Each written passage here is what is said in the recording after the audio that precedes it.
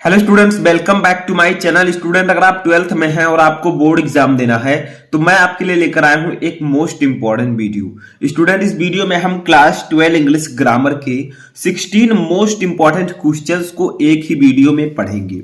देखिए, इस वीडियो में हम 12th इंग्लिश ग्रामर के 7 अलग अलग टॉपिक को पढ़ेंगे और 7 अलग अलग टॉपिक के 16 क्वेश्चंस को मैं आपको इस वीडियो में बताने वाला हूं। देखिए, पूरे YouTube पर आपको इस प्रकार का वीडियो नहीं मिलेगा जिस पर आपको 12th इंग्लिश ग्रामर के 7 टॉपिक को एक ही वीडियो में पढ़ाया जाए। ठीक है, तो मैं आपके लिए ऐसी वीडियोस रेगुलर लाता रहता हूं। तो देखिए, कौन कौन से टॉपिक हम पढ़ेंगे, सबसे पहले ये देख लेते हैं। सबसे पहले हम पढ़ेंगे डायरेक्ट एंड इनडायरेक्ट नरेशन, इसके 2 क्वेश्चन। ठीक है, दूसरा हम पढ़ेंगे सिंथेसिस ऑफ सेंटेंसेस, इसके 2 क्वेश्चन।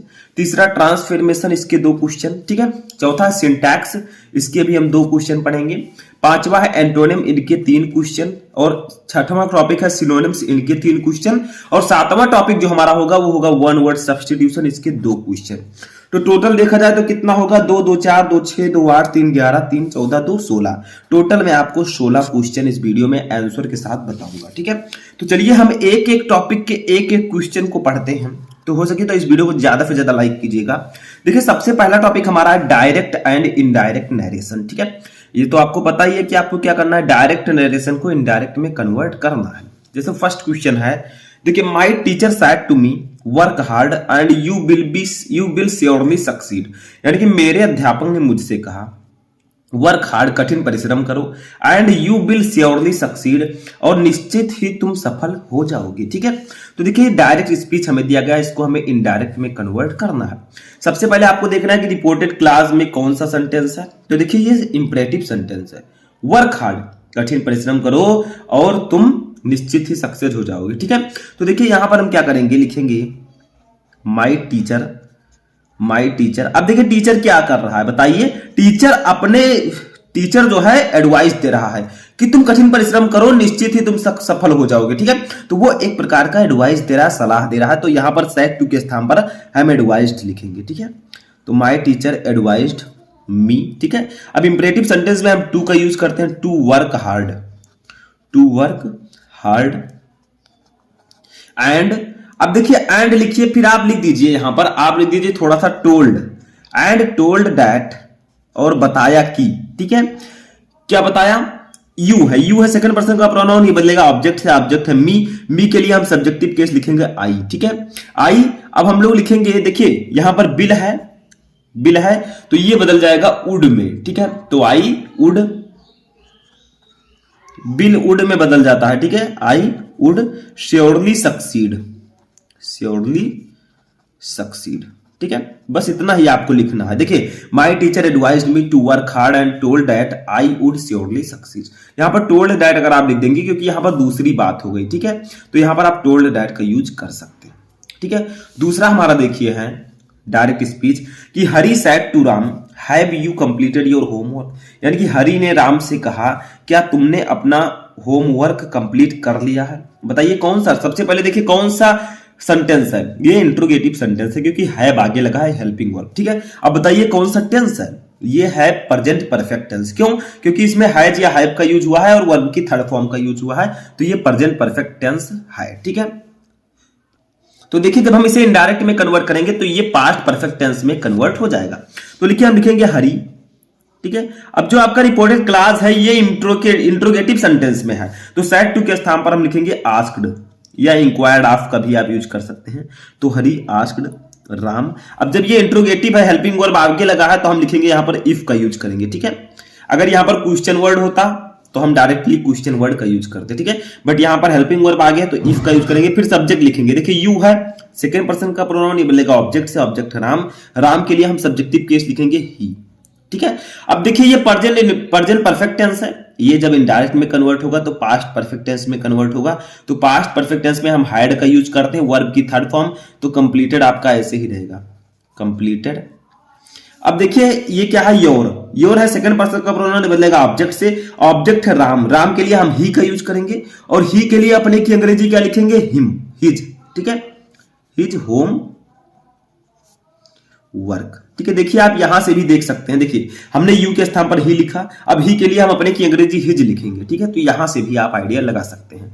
तो Hari asked Ram if he had completed his homework. तो इस प्रकार से आपको इंट्रोगेटिव सेंटेंस को डायरेक्ट से इनडायरेक्ट में कन्वर्ट करना है। ठीक है, चलिए नेक्स्ट क्वेश्चन देखते हैं। तो देखिए हमारा नेक्स्ट टॉपिक है सिंथेसिस ऑफ सेंटेंसेस, यानी कि सेंटेंसेस को जोड़ना। ठीक है, देखिए जैसे थर्ड क्वेश्चन है, एवरीथिंग डीकेज, यानी कि सभी चीजें नष्ट होती हैं, सभी चीजें बेकार हो जाती हैं, बुक्स सरवाइव। ठीक है, लेकिन जो बुक्स हैं, बुक्स यहां पर लिख दीजिए, बुक्स सरवाइव। ठीक है, लेकिन बुक्स हमेशा जीवित रहती है। ठीक है, तो सभी चीजें नष्ट हो जाती हैं, सभी चीजें खराब हो जाती हैं, लेकिन बुक्स हमेशा जीवित रहती हैं। तो यहां पर आपको इसको कंपाउंड सेंटेंस में कन्वर्ट करना है। तो देखिए यहां पर दो टेंस है, एक ये और एक ये। अब इन दोनों सेंटेंस को जोड़कर आपको एक सेंटेंस बनाना है। ठीक है, लेकिन मीनिंग नहीं बदलना चाहिए। ठीक है, जो मीनिंग ऊपर कहा जा रहा है, जो अर्थ ऊपर निकल रहा है वही नीचे भी निकलना चाहिए। तो देखिए सब कुछ बेकार हो जाती है, बुक्स जीवित रहती है। ठीक है, तो हम यहां पर कंपाउंड सेंटेंस में लिखेंगे एवरीथिंग सर्वाइव, एवरीथिंग डीकेज। ठीक है, एवरीथिंग डीकेज। ठीक है, बट बुक्स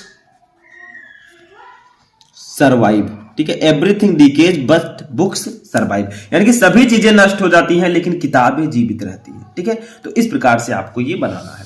दूसरा देखिए, make haste you will be late, जल्दी करो देर हो जाएगी। ठीक है, तो यहां पर make haste you will be late, जल्दी करो तुम देर हो जाओगे। तो इसको कंपाउंड सेंटेंस में कन्वर्ट करना, तो हम लिखेंगे मेक हेस्ट जल्दी करो, अदरवाइज अन्यथा, otherwise you will be late, यानी कि जल्दी करो अन्यथा तुम्हारी देर हो जाएगी, यानी कि देर हो जाएगी। ठीक है, समझ में आया? तो इस प्रकार से आपको अदरवाइज लग गया, यानी कि ये कंपाउंड सेंटेंस में कन्वर्ट हो चुका है। तो देखिए मीनिंग सेम है। ऐसे ही आपका तीसरा जो पांचवा क्वेश्चन है, ये ट्रांसफॉर्मेशन ऑफ सेंटेंसेस से है। ट्रांसफॉर्मेशन का मतलब सेंटेंसेस को ट्रांसफॉर्म करना। जैसे देखिए Kanpur is the biggest city in UP, यानी कि कानपुर यूपी का सबसे बड़ा शहर है। ठीक है, तो आपको इसको क्या करना है, ये है आपका सुपरलेटिव डिग्री में, इसको आपको पॉजिटिव डिग्री में ट्रांसफॉर्म करना है। जो ब्रेकर में दिया गया है उसी में आपको ट्रांसफॉर्म करना है। ठीक है, तो Kanpur is the biggest city in UP, इसको आपको पॉजिटिव डिग्री में ट्रांसफॉर्म करना। चलिए करते हैं। तो हम लिखेंगे यहां पर पॉजिटिव डिग्री में जब लिखेंगे तो लिखेंगे no other city in UP is as big as Kanpur. ठीक है, एज कानपुर, यानी कि यूपी में कानपुर जैसा कोई दूसरा शहर नहीं है, कानपुर के इतना बड़ा कोई दूसरा शहर नहीं है। ठीक है, देखिए दोनों सेम अर्थ है। ऊपर है कि कानपुर यूपी का सबसे बड़ा शहर है, इसको पॉजिटिव डिग्री में कन्वर्ट करेंगे तो no other city in UP is as big as Kanpur, यानी कि यूपी में कानपुर के इतना बड़ा कोई भी शहर नहीं है। ठीक है, 6 नंबर देखते हैं। देखिए वी मेड हिम कैप्टन, हमने उसे कप्तान बनाया। ठीक है, इसको आपको पैसिव वॉइस में कन्वर्ट करना है। अब देखिए पैसिव वॉइस में कन्वर्ट करने से पहले हमें यह पता होना चाहिए कि ये कौन सा टेंस है। बी मेड हिम कैप्टन, हमने उसे कप्तान बनाया। तो देखिए यहां पर मेक का सेकंड फॉर्म लिखा है मेड, यानी कि ये पास्ट इंडेफिनिट टेंस है। ठीक है, तो देखिए सबसे पहले हम पैसिव वॉइस बनाते समय ऑब्जेक्ट लिखते हैं, तो हमने उसे कप्तान बनाया। किसको बनाया, तो किसको का प्रश्न करने पर आपको ऑब्जेक्ट मिल जाएगा उसे। ठीक है, या किसे का प्रश्न कीजिए तो उसे। तो हिम के लिए हम सब्जेक्ट यूज करेंगे ही। ठीक है, अब देखिए ये आता है पास्ट इंडेफिनिट टेंस, यहां पर हम यूज करेंगे पैसिव वॉइस बनाते समय वाज का। ठीक है, ही वाज। अब लिखेंगे वर्ब की थर्ड फॉर्म तो मेड। ठीक है, ही वाज मेड। फिर लिखेंगे हम कैप्टन। ठीक है, अदर वर्ड लिखेंगे कैप्टन। फिर बाई लगाकर सब्जेक्ट लिख देंगे, बाई अस। बी के लिए हम अस का यूज करेंगे सब्जेक्टिव केस। ठीक है, तो बी मेड हिम कैप्टन, हमने उसे कप्तान बनाया। तो देखिए सबसे पहले पैसिव वॉइस बनाते समय आपको ऑब्जेक्ट लिखना है, ऑब्जेक्ट है हिम, तो इसके लिए हम ही का यूज करेंगे। जब आप पास्ट इंडेफिनिट टेंस का पैसिव वॉइस बना रहे हैं तो वाज का यूज करना है। फिर वर्ब की थर्ड फॉर्म का यूज करना है। फिर अदर वर्ड का बाय लगाकर आपको सब्जेक्ट जोड़ देना है। सब्जेक्ट है बी, इसके लिए हम अस का यूज करेंगे। ठीक है, समझ में आ गया? चलिए नेक्स्ट क्वेश्चन देखते हैं। तो देखिए हमारा जो नेक्स्ट क्वेश्चन है, 7वां क्वेश्चन, वो हमारे नेक्स्ट टॉपिक से है, जिसका नाम है syntax. Correction of sentences. Syntax का मतलब होता है सेंटेंस में कुछ मिस्टेक्स हैं, कुछ गलतियां हैं, उसको सही करके लिखिए, ठीक है, यानी कि करेक्शन ऑफ सेंटेंसेस। देखिए, he wrote a best book, इसमें गलती क्या है, यानी कि उसने एक अच्छी किताब लिखी, ठीक है। तो हम लिखेंगे यहां पर सिर्फ गलती इतनी है, ही रोट, बेस्ट के आगे ए का यूज नहीं करते, हम हमेशा द का यूज करते हैं, तो he wrote the best book, ठीक है। तो यहां पर ए के जगह पर द लिख देना, बस इतनी सी गलती थी, ठीक है, यानी कि उसने एक बहुत अच्छी किताब लिखी, ठीक है। आठवां हमारा है my brother told me that the earth was round, यानी कि मेरे भाई ने मुझसे कहा, मुझसे बताया कि पृथ्वी गोल है, ठीक है। तो देखिए पृथ्वी गोल थी, यहां पर वाज लगा है। देखिए मेरे भाई ने मुझसे बताया कि पृथ्वी गोल थी, अब पृथ्वी तो गोल है, यानी कि सदा सत्य रहने वाली जो बातें हैं, जो यूनिवर्सल ट्रुथ हैं, वो उसमें आपको पास्ट का यूज नहीं करना है, यानी कि यहां पर इज का यूज करना है, ठीक है। तो हम लिखेंगे माई ब्रदर, क्योंकि वर्तमान में भी पृथ्वी गोल है, ठीक है, जो यूनिवर्सल ट्रुथ है, ऐतिहासिक तथ्य है, ठीक है, उसके टेंस में हम कोई परिवर्तन नहीं करेंगे, यानी कि यहां पर इज का यूज करेंगे। तो my brother told me that the earth, was के स्थान पर इज लिख देंगे, बाकी आपको राउंड ऐसे लिख देना है, ठीक है। द अर्थ इज राउंड, क्योंकि मेरे भाई ने मुझसे बताया कि पृथ्वी गोल है, थी नहीं, ठीक है, तो वाज के स्थान पर इज लिख देंगे। नेक्स्ट टॉपिक हमारा है एंटोनिम। एंटोनिम का मतलब होता है विलोम शब्द, विपरीतार्थक शब्द, जिनके अर्थ एक दूसरे के विपरीत हो। जैसे 9 नंबर देखिए, लूज, लूज का मतलब होता है ढीला, तो बताइए इसका एंटोनिम क्या होगा, टाइट, TIGHT, नाम तो सुना ही होगा। टाइट मतलब होता है तंग या कसा हुआ, ठीक है। देखिए लूज का मतलब ढीला, टाइट का मतलब कसा हुआ, ठीक है। जैसे मान लीजिए कोई पैंट पहनकर जा रहा है, तो अगर उसने लूज पहना है तो वो लूज रहेगा, अगर टाइट पहना है तो टाइट रहेगा, ठीक है। तो ये लूज का हो जाएगा टाइट। 10 नंबर हमारा है फ्लेक्सिबल। फ्लेक्सिबल का मतलब होता है लचीला, ठीक है, तो इसका हो जाएगा हार्ड। हार्ड का मतलब क्या होता है, सख्त या रिगिड, दोनों में से आप किसी को भी लिख सकते हैं, इसका मतलब होता है सख्त, ठीक है। 11 नंबर हमारा है डेंजर। डेंजर का मतलब होता है खतरा, तो इसका हो जाएगा सेफ्टी, इसका एंटोनिम हो जाएगा सेफ्टी। सेफ्टी का मतलब सुरक्षा, ठीक है। तो ये एक दूसरे के एंटोनिम्स होंगे जो विपरीत अर्थ रखते हैं, समझ में आ गया। चलिए नेक्स्ट टॉपिक देखते हैं, हमारा है सिनोनिम्स। 12 नंबर क्वेश्चन है सिनोनिम्स से। देखिए सिनोनिम्स का मतलब होता है समानार्थी शब्द, जिनके अर्थ समान हो, ठीक है, वर्ड अलग अलग हो लेकिन उनके जो मीनिंग होंगे, अर्थ होंगे, वो समान होंगे। जैसे 12 नंबर देखिए, एबेंडन। एबेंडन का मतलब होता है त्यागना, ठीक है, तो इसका सिनोनिम क्या होगा, लीव। लीव का मतलब भी त्यागना होता है। फॉरसेक, फॉरसेक का मतलब भी त्यागना होता है, ठीक है। तो एबेंडन का मतलब भी त्यागना, लीव और फॉरसेक का मतलब भी त्यागना, यानी कि वर्ड तो अलग अलग हैं इनके, लेकिन इनके अर्थ समान हैं, इसीलिए इनको हम समानार्थी शब्द कहते हैं, ठीक है, सिनोनिम्स। 13 नंबर है कॉपियस। कॉपियस का मतलब होता है अत्यधिक, ठीक है, तो इसका हो जाएगा एम्पल। एम्पल का मतलब भी अत्यधिक होता है, या आप लिख सकते हैं प्लेंटीफुल। प्लेंटीफुल, प्लेंटीफुल का मतलब भी अत्यधिक होता है। तो कॉपियस का मतलब अत्यधिक, एम्पल और प्लेंटीफुल का मतलब भी अत्यधिक। 14 नंबर हमारा है डिजेक्शन। डिजेक्शन का मतलब होता है हताशा, ठीक है, तो इसका हो जाएगा फ्रस्ट्रेशन।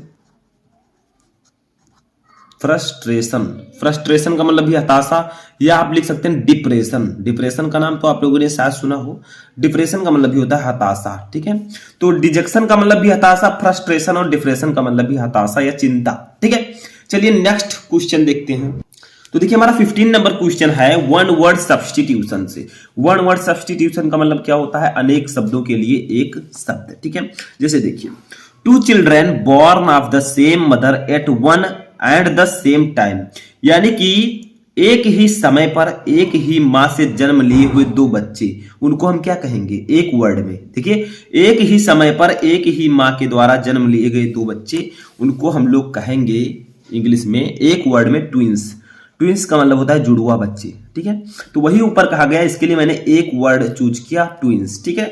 एक ही समय में एक ही मां के द्वारा जन्म लिए गए 2 बच्चे, उनको हम ट्विंस कहेंगे, ठीक है। 16 नंबर है वन हु नोज एवरीथिंग, यानी कि जो सब कुछ जानता हो उसे हम क्या कहेंगे, एक वर्ड में, उसे हम लोग कहेंगे ओमनीसेंट। ओमनीसेंट, ओमनीसेंट का मतलब होता है सर्वज्ञ, जो सब कुछ जानता हो, ठीक है। तो ये आपका हो जाएगा। तो देखिए यहां पर टोटल मैंने आपको 16 क्वेश्चंस बताए, ठीक है। 16 क्वेश्चंस मैंने आपको बताए। आई होप कि आपको 16 क्वेश्चन अच्छे से समझ में आ चुके होंगे। अब मैं एक क्वेश्चन करूंगा आपसे जिसका आंसर आपको कमेंट बॉक्स में देना है। आपको बताना है ऑनेस्ट, ऑनेस्ट का एंटोनिम, ठीक है, का एंटोनिम्स।